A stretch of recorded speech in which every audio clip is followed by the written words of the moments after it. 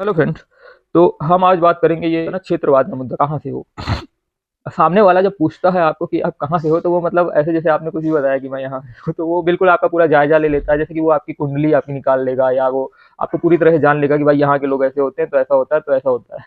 बात ये है कि कोई कहीं एक जगह से नहीं होता है यार। मतलब I hope people are so much down to earth, मतलब अगर दिखाना चाहें down to earth something like that. But ये है कि एक पर्सनालिटी जो बनती है वो किसी एक जगह में रह करके तो नहीं बनती ना आदमी की।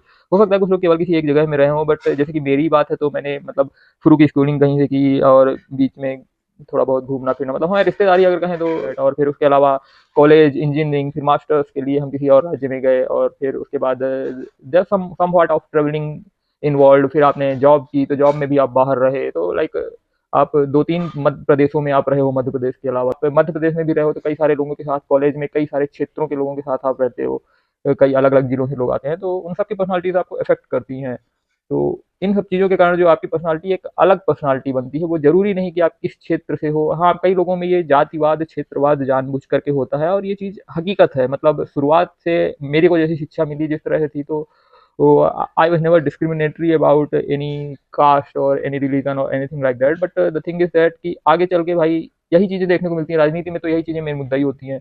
और राजनीति के अलावा लोगों के बीच भी यही चीज़ें मेन मुद्दा होती है। मतलब ये चीज़ें मतलब लोग बिल्कुल पकड़ के बैठे रहते हैं, मतलब उनके हृदय के बहुत करीब होती है। जैसे कि अगर मैं बोलूँ कि मैं मतलब तुम रीवा से हो और मैं मुरैना से हूँ, समथिंग लाइक दैट, तो हमको भी हर्ट होता है समथिंग लाइक दैट। तो मतलब क्या भाई, मुरैना से हो तो क्या मतलब आप क्या आपके यहाँ आपके घर परिवार वाले सब डाकू ही थे, या रीवा से हैं तो क्या मतलब पुराने राजवाड़े या राजवंश से ही थे। भाई मैं किसी राजवंश या राजवाड़े से नहीं हूँ, एंड आई एम श्योर कि आप मुरैना से हैं, तो ये जरूरी नहीं कि आपके घर परिवार वाले डाकू ही रहे हों, या आपने बंदूक, हो सकता है कि आपने कभी बंदूक चलाई भी ना हो, छुई भी ना हो रियल लाइफ में।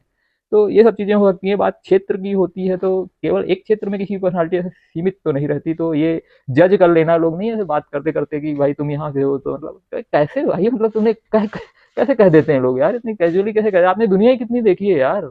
आप ऐसा कह रहे हो कि मैं यहाँ से हूँ, मतलब आप लोगों को ऐसे ही जज कर दे रहे हो कि मैं यहाँ से हूँ। अच्छा, तुम हिंदी मीडियम से पढ़े हो। भाई द थिंग इज दैट कि हिंदी मीडियम से पढ़े हैं, बट इंग्लिश भी बोलते हैं, इंग्लिश भी बोल सकते हैं। बात यह है कि भाई जिस तरह की जॉब करते हैं उस तरह की जॉब में जिस भाषा का प्रयोग होता है उस भाषा का प्रयोग किया जाता है, और उस भाषा का जिसका हम यूज करेंगे, the which language we are fluent with, usually we become fluent with, no. तो वही चीज़ है भाषा के ऊपर। जैसे कि अभी जो तमाशा हो रहा है, जैसे महाराष्ट्र हो गया और साउथ में हो गया, यहाँ वहाँ हो गया। हाँ, भाषाएं सीखनी चाहिए, सीखनी चाहिए, एक पोलाइटनेस का एक वे होता है। अब बैल की तरह सामने लड़ाई तो नहीं करने लगोगे, पर अब लोग हो रहे हैं बैल। अब और उसके राजनीतिक कारण अलग है बैल बनाने के, और लोग तो बड़ी जल्दी बैल बन जाते हैं राजनीतिक कारणों को लेकर के।